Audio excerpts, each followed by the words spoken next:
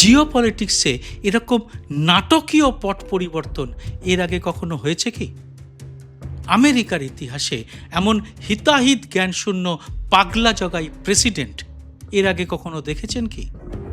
যিনি একসময় বলেছিলেন মেক আমেরিকা গ্রেট এগেইন, কিন্তু বাস্তবে তিনি যা করলেন তা হলো মেক আমেরিকা অ্যালোন। এগেইন বলতে পারলাম না, কারণ ইতিহাসে কখনো আমেরিকাকে এতটা একা, এতটা নিঃসঙ্গ দেখা যায়নি। এতদিনের বন্ধুরাও এখন ট্রাম্পের ছোঁয়া বাঁচাতে ব্যস্ত। আর ট্রাম্পের মধ্যপ্রাচ্যের এই কুকীর্তির সঙ্গে এভাবে যে চীনের ভাগ্য জুড়ে যাবে তার সামান্য কোনো আঁচও কিন্তু ট্রাম্প পাননি। মাত্র 1 মাস আগের দাম্ভিক মার্কিন প্রেসিডেন্ট এখন শুধু মধ্যপ্রাচ্যে সামরিকভাবে ঘোলই খাচ্ছেন না, চীন এবার ইরানকে সঙ্গে নিয়ে ট্রাম্পের দেশের সাধের ডলারকে একেবারে হরমুজের ছলে ভাসিয়ে দিয়েছে। আর এরপরে কি কোমর সোজা করতে পারবেন ট্রাম্প? হ্যাঁ, আক্ষরিক অর্থেই চীন এতদিন যেটা করার সুযোগ খুঁজছিল, ইরান যুদ্ধ তাদের সেই সুযোগটা এনে দিয়েছে। হরমুজের জলপথে তেল পরিবহনের ব্যবসা এবার ট্রাম্পের সাধের ডলারকে টাটা বাই বাই করে দিচ্ছে।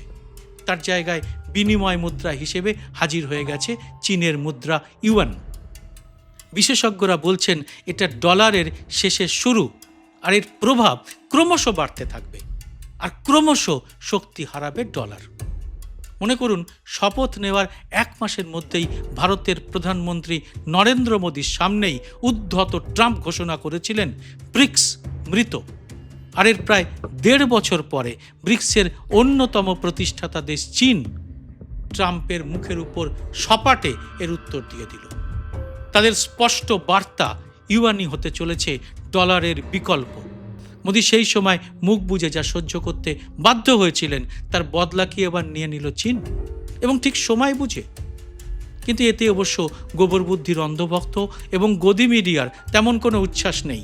তার কারণ ইসরায়েল এখন ট্রাম্পের পাশাপাশি নেতানিয়াহুকেই ফাদার মাদার বলে মনে করছে অন্ধভক্তরা। তাই এবার কি ইসরায়েলের সংসদে গিয়ে মোদি যে মেডেলটি গলায় ঝুলিয়ে এসেছিলেন তা কি লুকিয়ে রাখবেন? কারণ নেতানিয়াহু কোথায় তা কেউ জানে না। ইসরায়েলের পক্ষ থেকে নেতানিয়াহুর এআই ভিডিও কেন চালানো হচ্ছে তাও এখন তুমুল কৌতূহলের বিষয়।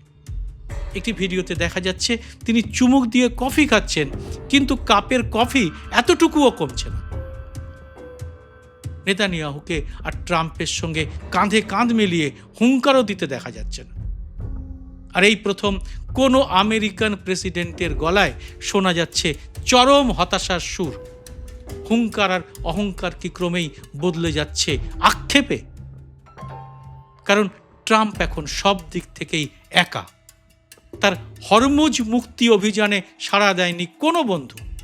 ইউরোপের বড় শক্তির দেশগুলো তো বটেই, সেই সঙ্গে অস্ট্রেলিয়া, জাপান, দক্ষিণ কোরিয়ার মতো পরম মিত্ররা তো সরাসরি বলেই দিচ্ছে আমরা তোমার সঙ্গে আর নেই। আর ট্রাম্পের চীনকে ডাকাডাকি করা নিয়ে এর মধ্যে অনেক হাসাহাসি হয়েছে। আর চীন এই সময়তেই ইউএনের ঘা মেরেছে ডলারকে, আর অন্যদিকে তাইওয়ান নিয়েও ট্রাম্পের মাথা ব্যথা বাড়িয়ে দিয়েছে। আজকের এই এপিসোডে অনেক তথ্য দিয়ে জিওপলিটিক্সের এমন দ্রুত পরিবর্তনের কারণ বিশ্লেষণ করব। এপিসোডটি পুরোটা দেখে ভালো লাগলে লাইক ও শেয়ার করে আরও মানুষের মধ্যে ছড়িয়ে দিতে ভুলবেন না, কারণ এই ধরনের তথ্যমূলক প্রতিবেদন কোনো গদি মিডিয়াতে পাবেন না।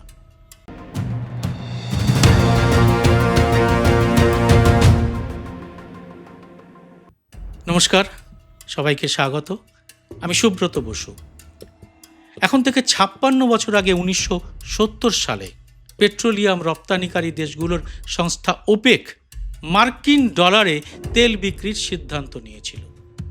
আর এতেই মার্কিন ডলারের বাড়বাড়ন্ত শুরু হয়। আমেরিকার ডলার হয়ে ওঠে অপ্রতিরোধ্য। মানে শুধু সমর শক্তিতেই নয়, অর্থনৈতিক শক্তিতেও সবাইকে পিছনে ফেলে বহু যোজন আগে এগিয়ে যায় আমেরিকা।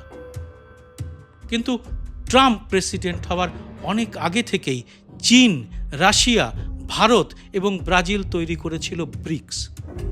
এতে পরে যোগ দেয় দক্ষিণ আফ্রিকা। আর 2025-এ অন্যান্য আমন্ত্রিত দেশের মধ্যে চলে আসে ইরান। এর নামগুলো একবার ভাবুন এবং তাদের সঙ্গে আমেরিকার সম্পর্কের কথাও একটু করে বলে রাখি। প্রথমে বি মানে ব্রাজিল। ব্রাজিলের সঙ্গে আমেরিকার সম্পর্ক কেমন? ব্রাজিলের বামপন্থী প্রেসিডেন্ট লুলা ট্রাম্পের একেবারে নাপসন্দ ব্যক্তি। 2 আর মানে রাশিয়া। আমেরিকার সঙ্গে ঠান্ডা যুদ্ধের দিন শেষ হলেও বর্তমানে ইউক্রেন যুদ্ধের পর আমেরিকা নিষেধাজ্ঞা এনে রাশিয়াকে বারবার কোণঠাসা করার চেষ্টা করে চলেছে। 3 আই ইন্ডিয়া, এই নিয়ে পরে বলবো। 4 সি চায়না, যারা এখন আমেরিকার প্রধান শত্রু। আর 5 এস মানে সাউথ আফ্রিকা, যারা এখন ট্রাম্প এবং মাগাদের চক্ষুশূল। ট্রাম্পের অভিযোগ দক্ষিণ আফ্রিকায় শ্বেতাঙ্গ সরকারের বিরুদ্ধে নির্যাতন চালাচ্ছে সেখানকার সরকার। আর ট্রাম্প এতে এতটাই ক্ষুব্ধ যে শ্বেতাঙ্গ দক্ষিণ আফ্রিকানদের জন্য তিনি রিফিউজি ক্যাম্প পর্যন্ত করেছেন। এবার আসি ভারতের কথায়। নরেন্দ্র মোদী ক্ষমতায় আসার আগে অর্থাৎ 2014 সালের আগে ডক্টর মনমোহন সিংয়ের আমলে ভারত ব্রিক্সে খুবই উল্লেখযোগ্য এবং গুরুত্বপূর্ণ ভূমিকা পালন করেছিল। ব্রিক্স গঠনের সময় থেকেই ভারত ছিল এর মূল সদস্য এবং এর অনেক গুরুত্বপূর্ণ উদ্যোগে ভারতের অবদান ছিল একেবারে সামনে থেকে নেতৃত্ব দেওয়ার মতোই। আর শুরু থেকেই ট্রাম্পের চোখের বালি এই ব্রিক্স। 2025 সালে ট্রাম্প মোদির মুখের সামনেই বলেছিলেন ব্রিক্স মৃত। তাছাড়া ডলারের বিকল্প মুদ্রা হিসেবে ব্রিক্স যে অন্য মুদ্রার কথা ভাবছে তাকে মোদির সামনেই সরাসরি চ্যালেঞ্জ করেছিলেন ট্রাম্প। কিন্তু ডক্টর মনমোহন সিং তার আমলে ব্রিক্স নিয়ে কি করেছিলেন সেটা একটু সংক্ষেপে জেনে নিন। 1 ব্রিক্সের প্রতিষ্ঠা এবং প্রাথমিক বিকাশে অংশগ্রহণ করেছিল ভারত। 2009 সালে প্রথম ব্রিক শীর্ষ সম্মেলন হয় রাশিয়ায়। 2010 সালে দক্ষিণ আফ্রিকা যোগ দেওয়ার পরে ব্রিক হয় ব্রিক্স।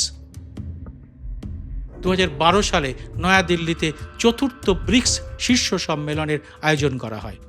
তখন অবশ্য এত ঢাক পেটানোর রীতি ছিল না। মনমোহন সিংয়ের নেতৃত্বে ভারত এই সম্মেলন হোস্ট করে। তৃতীয় এবং অত্যন্ত গুরুত্বপূর্ণ পয়েন্টটি হল নিউ ডেভেলপমেন্ট ব্যাংক বা এনডিবি গঠনের প্রস্তাব এবং এ ব্যাপারে উদ্যোগী হওয়া। এটা ব্রিক্সের সবচেয়ে বড় কাজের মধ্যে একটি। 2012 সালের দিল্লি সম্মেলনে বিশ্বের অন্যতম সেরা অর্থনীতিবিদ এবং ভারতের প্রধানমন্ত্রী ডক্টর মনমোহন সিং নিজে ব্রিক্স ডেভেলপমেন্ট ব্যাংক গঠনের প্রস্তাব দিয়েছিলেন। তিনি এটিকে আমেরিকা এবং পশ্চিমী দেশের নিয়ন্ত্রণে থাকা IMF এবং ওয়ার্ল্ড ব্যাংকের বিকল্প হিসেবে ভেবেছিলেন। মনমোহন সিংয়ের এই প্রস্তাব ব্রিক্সকে শুধুমাত্র একটা আলোচনার মঞ্চ থেকে একটা গুরুত্বপূর্ণ আন্তর্জাতিক মঞ্চে পরিণত করে। এর ফলে 2014 সালে অর্থাৎ মোদী সরকারের শুরুতে এনডিবি আনুষ্ঠানিকভাবে গঠিত হয়। 4 কন্টিনজেন্ট রিজার্ভ অ্যারেঞ্জমেন্ট বা CRA গঠন। আর্থিক সংকট মোকাবিলার জন্য ব্রিক্সের এই জরুরি তহবিলের ধারণাতেও ভারতের গুরুত্বপূর্ণ ভূমিকা ছিল। ভারত সমান অংশীদার হিসেবে এতে অর্থ প্রদান করে। প্রত্যেক দেশ $10 বিলিয়ন করে দেয় এনডিবির জন্য। পঞ্চম পয়েন্টটি হলো গ্লোবাল সাউথের কণ্ঠস্বর হয়ে ওঠে ব্রিক্স। মনমোহন সিংয়ের আমলে ভারত ব্রিক্সকে ব্যবহার করে IMF ওয়ার্ল্ড ব্যাংকের সংস্কারের দাবি করে এবং ছোট ছোট দেশের অর্থনীতিগুলোর স্বার্থ রক্ষার জন্য নেতৃত্ব দেয়। আর ষষ্ঠ কারণটি হলো অর্থনৈতিক সহযোগিতা বৃদ্ধি। ব্রিক্সের দেশগুলোর মধ্যে বাণিজ্য বাড়ানো, বিনিয়োগ, প্রযুক্তি স্থানান্তর ইত্যাদিতে ভারত সক্রিয় অংশ নেয়। অর্থাৎ তথাকথিত বিশ্বগুরু মোদি আসার আগেই ভারত ব্রিক্সের কোনো দুর্বল সদস্য ছিল না। ট্রাম্প এটা বুঝতে পেরেছিলেন, তাই তিনি শপথ নিয়েই ব্রিক্সের উদ্যোগ ভাঙতে চেষ্টা শুরু করেন। মোদির মৌন অবস্থানে ট্রাম্প ভেবেছিলেন ব্রিক্স সত্যিই মৃত। কিন্তু আচমকা এই ইরান আক্রমণের পর ট্রাম্প সাহেব এখন বুঝতে পারছেন যে গোটা বিশ্বের নেতৃত্ব কিন্তু মৌন হয়ে যায়নি। ইরান যুদ্ধে চীন এবং রাশিয়া হরমুজে যে অ্যাডভান্টেজ পেয়ে গেল, তার ফলে তারা কি 56 বছর আগের ডলারের সোনার দিনগুলো খতম করে দিতে চলেছে? আর এটাই এখন ট্রাম্পের মাথা ব্যথার সবথেকে বড় কারণের একটা। কারণ ইতিমধ্যেই ইরান জানিয়ে দিয়েছে আমেরিকা এবং ইসরায়েলের বন্ধুদের জন্য হরমুজের দরজা বন্ধ। শুধু তাই নয়, এতদিন বিশ্ববাজারে চীন পরীক্ষামূলকভাবে যে ইউয়ান প্রচলনের চেষ্টা করছিল, এখন সেটা সুযোগ এসে গেল পাকাপাকিভাবে চালু করার। আর তারা এই সুযোগ ছেড়ে দেবে কেন? কিন্তু শুধু ইউয়ান হলে তবু লড়ে যেতে পারতেন ট্রাম্প। কিন্তু এখন তার ঘাড়ের উপর নিঃশ্বাস ফেলতে চীন তার দ্বিতীয় ঘুঁটিটিও কি সাজিয়ে নিয়েছে। সেই ঘুঁটিটির নাম তাইওয়ান। 1949 সালে চীনে গৃহযুদ্ধের পর চিয়াং কাইশেক পালিয়ে এসে তাইওয়ানে কুওমিন্তাং সরকার গঠন করেন। কিন্তু মাও জেদংয়ের কমিউনিস্ট রাষ্ট্র চীন কখনোই তাইওয়ানকে আলাদা রাষ্ট্র হিসেবে মেনে নেয়নি। আর এ ব্যাপারে বিশ্বের বড়দা আমেরিকা তাইওয়ানকে সবসময় সামরিক সহায়তা দিয়ে এসেছে। কিন্তু এবার কি হবে? হরমুজ নিয়ে ট্রাম্পের গলার হুঙ্কার এখন ক্রমশ হতাশায় পরিণত হতে চলেছে। তার পাশে কেউ নেই, কোনো দেশ তো নেই, এমনকি খুঁজে পাওয়া যাচ্ছে না নেতানিয়াহুকেও। এর মধ্যে ইরান বলে দিয়েছে নেতানিয়াহু বেঁচে থাকলে তাকে তারা তাড়া করে মারবে। আর যুদ্ধ বন্ধের জন্য ইরান শুধু 3টি শর্তই দেয়নি, মধ্যপ্রাচ্য থেকেই আমেরিকাকে একেবারে উৎখাতের ডাক দিয়েছে। এমন গত 50 বছরে কেন কখনো কি শোনা গেছে কোনো অঞ্চল থেকে আমেরিকাকে একেবারে উৎখাত করা হবে, বা কোনো অঞ্চলে আমেরিকাকে ঢুকতেই দেওয়া হবে না? সেই অবিশ্বাস্য কাণ্ডটি ঘটিয়েছে ইরান এবার। হরমুজ প্রণালী এবং মধ্যপ্রাচ্যে নিজের ক্ষমতা টিকিয়ে রাখতে ট্রাম্প এখন এতটাই মরিয়া যে তাইওয়ান অঞ্চল থেকে সৈন্য প্রত্যাহার করে তিনি তা ইরান উপকূলে নিয়ে যেতে পারেন। আর সেটা হলে তো চীনের পোয়াবারও। আর তাতে কি আমেরিকার ভাঙা কোমর আরও নুয়ে পড়বে? উত্তর দেবেন আপনারা কমেন্ট বক্সে। জয় হিন্দ, সত্যমেব জয়তে।